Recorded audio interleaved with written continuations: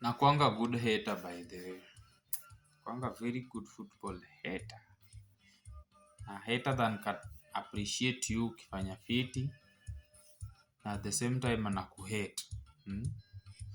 Sasa leo siwa mnajua tu adui naye ni Manchester United. Adui wa ni mmoja Manchester United. Sasa leo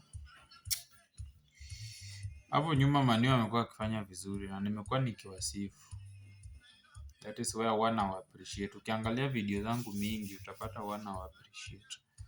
But leo hamjanibamba. Basi leo mmenipima. Manchester, Man U, is that you? Man U, is that you? Leo mmenidanganya mahali. Leo mmenidanganya. Leo Carrick ball imepotea. Man U hamjacheza. Man U yenye najua haichezangi hivyo. Leo mmenipima and that's why you walked out with a point. Ndio maana mmeenda na point jamu.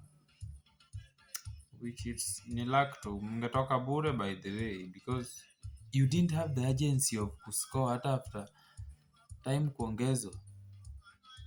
If in case kuna any fan wa Man U mwenye aliwatch game ya Chelsea the last 6 minutes, then you will realize that Chelsea had the urgency, walikuwa wanahitaji goal. Huku instead mtu wako nyuma ni bado anakuwa attacked tena like Man U anakuwa attacked hadi sijui Adama sijui alijifanya lakini Adama ni wa Man U. Juu zile nini alifanya? Mwingine pia anabaki na keeper anafanya nini zile?